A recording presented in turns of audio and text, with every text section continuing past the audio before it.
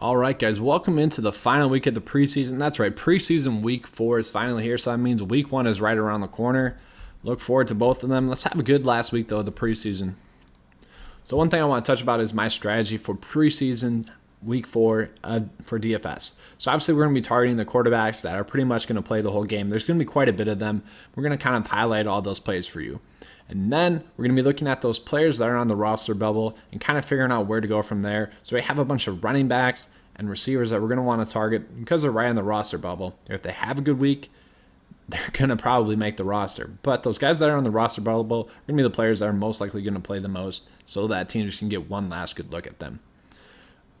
I'm going to give you guys kind of a big player pool here, just in case you guys want to do some showdown contests that I'm sure are going to come out. There's probably going to be some smaller slates that come out for preseason DFS week 4 as well. So I'm kind of give you guys all that layout.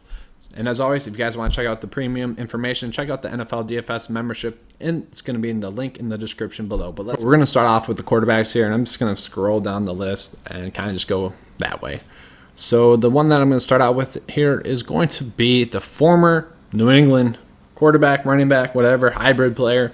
It's going to be Danny Etling here. And the reason why I like him is because of his rushing abilities, and he should see pretty much a full game. It seems that way. It's trending that way. I don't see why they played Matt Schaub. It wouldn't make sense. You know, they're a team that played in the Hall of Fame game. Might as well get a good look at Danny Etling, see if he can be a practice squad guy for them, get them good looks when they're going to go against rushing quarterbacks. That makes a lot of sense to me. And obviously with his rushing floor, I really like that play. Dwayne Haskins is not going to be a quarterback that I'm going to go out of my way for, but if you want to play him in a showdown slate, maybe not going to be too bad. I think he'll play around 3/4. It's like, why not give him a shot? Trace McSorley, we'll kind of have to wait and see on the playing time, but we know Robert Griffin III is coming back, scheduled to be back for week 1. So why not just play Trace McSorley a full game, get another good look at him, like they did last week. So might as well just do that again this week, just because Robert Griffin III is going to come back. They don't really have to worry about injury. Ryan Griffin's a play that I really like, especially because Blaine Gabbert got injured. I don't see them playing the 4th-string quarterback too much. He just got there, so why not play our most owned quarterback this preseason, Ryan Griffin? Ryan Griffin in 2 preseason has had 2 seasons, 7 touchdowns, 0 picks, and over 1,000 passing yards. Okay, this guy has been dominant. He just dominates this level of competition. Josh Rosen is going to start in preseason week 4. Don't really know how much he's going to play. If he's only going to play a quarter, maybe we can roll with Jake Rudock. Easton Stick is kind of just more of a play that I want to watch. This dude's fun to watch just because of his running ability. He already has 2 rushing touchdowns on the year. He has thrown a couple of picks, but it's just kind of fun to watch. I will have some ownership to him. I think him and Cardell Jones are going to split about a half of play. Tyler Bray, this dude has been trash this preseason. Kind of like he was last year, but he's just not throwing as much as he did last year. He should see the full game. I don't see why he wouldn't. I just don't love this play, but once again, he's going to be a quarterback that's probably going to play a full game, so you kind of got to look at him. Jarrett Stidham, I think he'll play the full game. Him and Brady split the work last week, so maybe Hoyer gets some work this week, but I think for the most part, or for a majority of the game, we're going to see Stidham. Stidham has looked really good so far this preseason.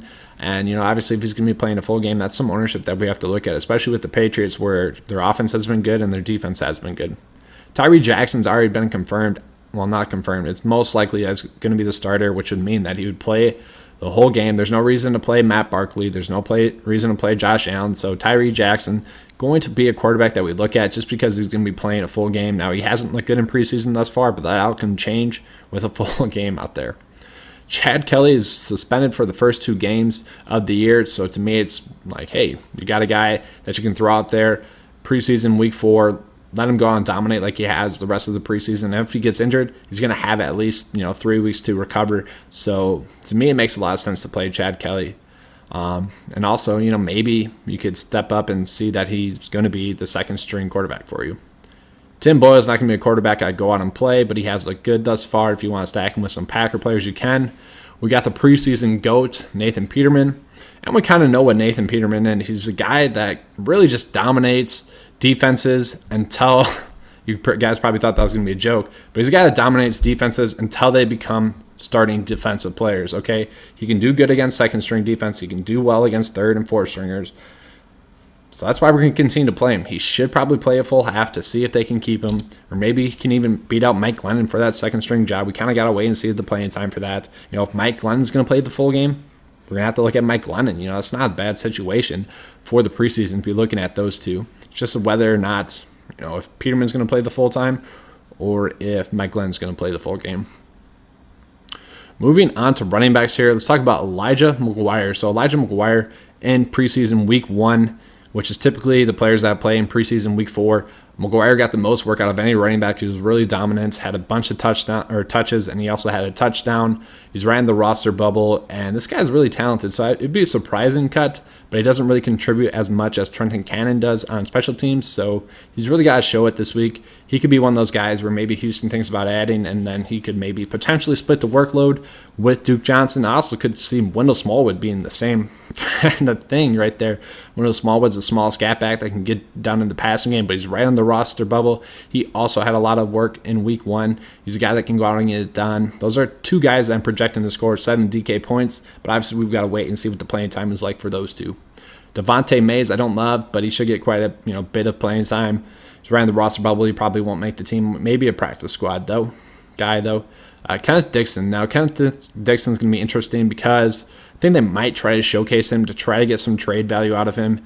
And Kenneth Dixon wants to play well so he can make the team. It kind of goes hand in hand. And we know the Baltimore Ravens, we just got to figure out who the running back is going to be for them that's going to get the carries. I think it might be Kenneth Dixon. If it's not him, I think it'll be D. Lance Turner. Jordan Chung here has looked pretty good, especially last week. They already got, Alfred Morris and Tony Pollard locked up, so I think Chung could get quite a bit of amount of work.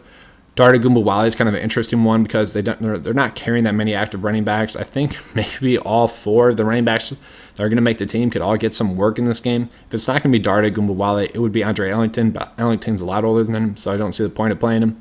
Kareem Hunt's an interesting one. I think that they're going to run him a lot. Why? Because he's suspended, and he's going to be away from the team. So get him a really good look. Get him that playing time right now so that you can kind of give him that, NFL look before he has to go on suspension. That makes a lot of sense to me, but maybe the Browns don't see it that way, and if they don't, it'd be Johnson here that I like. He has looked pretty decent in preseason thus far. All right, so Zach Zenner actually is likely going to get cut here shortly. So as I'm making this video, I don't know that, but it seems like he is going to. So Mark Thompson, who's going to probably be a practice squad guy for him, you would imagine he'd get quite a bit amount of work in this game. Don't see why they'd play Ty Johnson, who's probably going to be their, handcuff to Kerryon Johnson down the road.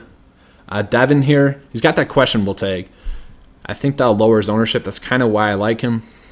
And he's been getting quite a bit amount of work in the preseason thus far.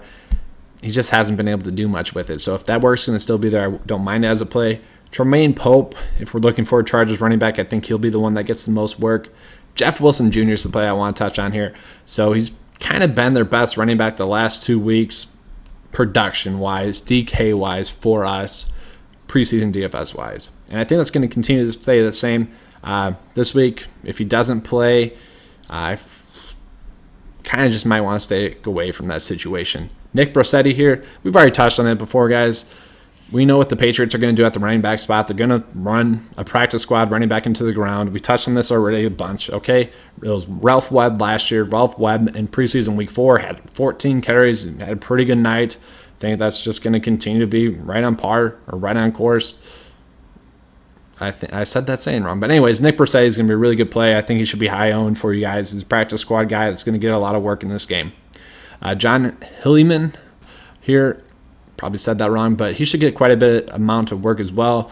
Rod Smith got a concussion last week, so that just kind of frees up some playing time. Don't mind it as a play, don't love it, not going to go on my way to play him. Same for Muhammad here, who had 10 touches last week, which is actually their 4th game because they play in the Hall of Fame game. In the Hall of Fame game, Muhammad had 10 carries as well, so not a play that I'm actively going out and seeking just because we don't know exactly what the Falcons and Broncos are going to do just because they played in that Hall of Fame game. All right, going a little bit lower, we got D'Angelo Henderson here, who ran the roster bubble. I don't think he's going to make the team, but he's a good pass catcher. He's kind of a good scat back. If he gets around 10 carries, Won't surprise me. And if he gets around 10 carries or 10 touches, probably not going to be a bad week for him. But not, once again, not a play that I'm actively going out and seeking. Benny Snell Jr., I think he'll get some work in this game. Whether or not he does anything with it, we'll have to wait and see. But he did get the most work out of a running back in Pittsburgh in preseason week 1. Reggie Bonifone, he continues to be a guy that gets it done in the passing game. Don't love this play, but if he wanted to play someone from Carolina, he'd probably be the only one that I would play. All right, let's keep moving down the chart here. So James Butler, much like Baltimore, much like the Patriots, we told you guys they're going to run running back into the ground. Last year was Chris Warren. This year was James Butler, like we predicted. We're just going to continue to play these guys. James Butler will probably be a practice squad guy. And, you just kind of got to continue to roll with it. He's gotten some of the most carries out of the whole preseason out of any running back. So it's just a play that I like, just because it should continue to happen. J.D. McKissick, right in the roster bubble as well. I think he'll make the team, but he's kind of coming back from injury, so kind of want to get him acclimated to the NFL again. Now, Buddy Howell's a play that I want to bring up. He is the Texans' best runner. I'm not saying running back, but runner. He just really sucks in pass blocking, just horrible. So I would think that we get some playing time here. Haven't been getting much hype out of him, but whenever we see him get the ball in his hands, he's a big playmaker. I like what he does when he does that. So if we're getting news that he's going to be playing in this game or starting in this game, I really like that. He'd be a play that I'd go and seek then. But I don't think we're going to get that news, so it might just be a stay away play.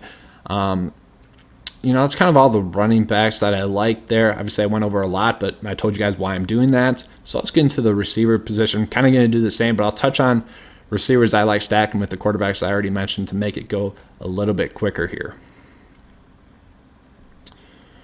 All right, we'll start off with Christian Blake just because he has been the Falcons' best preseason receiver thus far. He's a guy that we targeted heavily in the Hall of Fame game, and he produced for us.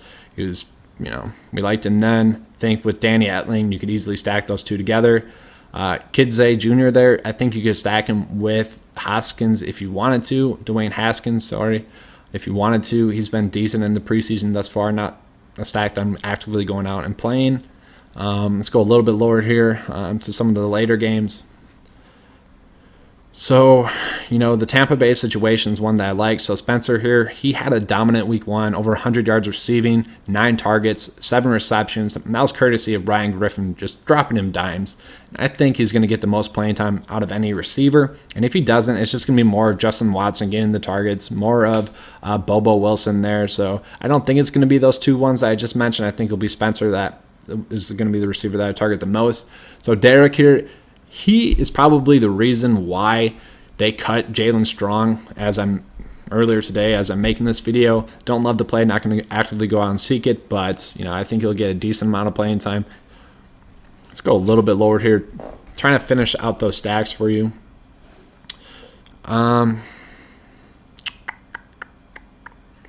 There's just not a lot that I love too much stack-wise. But I think that's going to be the strategy that you have to go with. I do really like Richie James Jr. He's just been a guy that's been finding ways to get open. Really good route runner the last 2 weeks. I think that's going to continue to stay the same. He's not going to be a starter for them. He'll probably be, their 4th, 5th receiver. I think he's kind of locked into that role, so maybe he doesn't get that much playing time, but there's not too many other players on San Francisco that I'm actively going out and trying to target. So I mentioned Tyler Bray as a play, and if you're going to stack Tyler Bray, I think it's going to be Thomas Ives. He's going to be the receiver that probably plays the most. Don't love it, though. Khalif Raymond, you can stack him with Woodside. Raymond's had a really good preseason thus far. He's been pretty impressive, actually. Lots of targets, lots of yards. That's something that we like to look for. All right, trying to figure out who's going to be the receiver for KC. I don't really know. Maybe it's going to be Brian Pringle. So the thing about Josh Gordon, Josh Gordon's a guy that hasn't played a lot in the NFL in the past few years. I think it'd be smart to get him as much playing time as you can, get him used to the NFL system, and kind of get him back into playing shape. I don't really know if there's any other Patriots receiver that I actively want to go out and play, but we know that one of those guys are going to hold value, so maybe we got to wait and see what information's coming out of New England's camp. But yeah, kind of just Josh Gordon's an elite talent. If he gets 2 quarters of play, obviously that's going to be a really strong play for him. You can really stack him with Jarrett Stidham. It'd be a really strong play. Brandon Zielstrup, it's a guy that I've really liked. He's kind of been a preseason darling for me that hasn't really hit too much. He's had a touchdown this year and a touchdown last year, but he hasn't really exploded. He's right in the roster bubble once again. So that's kind of something that I want to target just because I do like his talent. Johnson here, he should be a lock to make the team.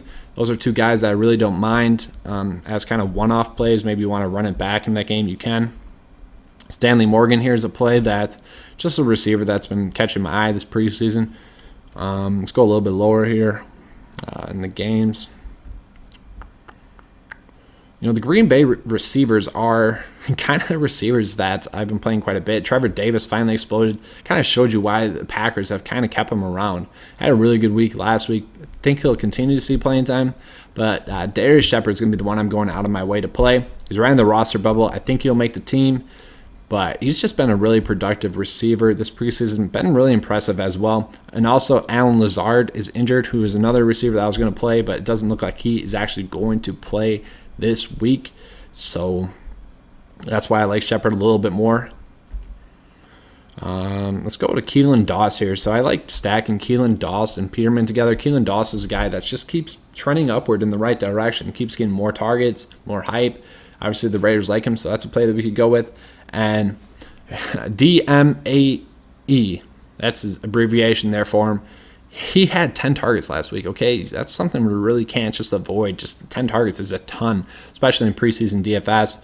So no matter what quarterback's throwing him the ball, that's something we got to think about. Maybe a lower stacking play. All right, getting to the tight ends, it's going to be pretty laid out for us. You got Tanner Hudson, who's been the second best pass catcher throughout this whole preseason besides our most owned receiver, Jacoby Myers.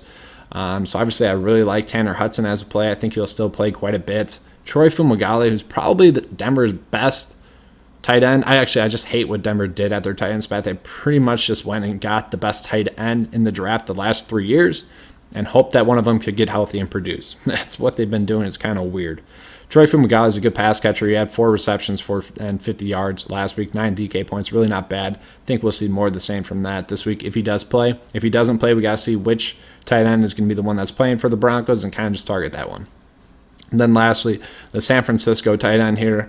Probably going to be Kittle's backup, but I still think he'll play quite a bit in this game. He's a younger tight end that has had a pretty decent preseason.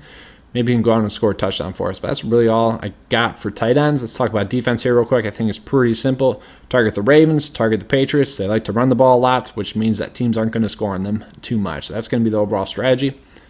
So if you guys want to see the lineup from this player pool or kind of our GPP builds, our core plays, make sure to check out the link in the description below. We got the NFL DFS membership for you guys, only $10 a month. That's significantly cheaper than everyone else. And as you guys can see, we cashed in over 70% of the slate so far. So it's been a really good, solid preseason for us so far.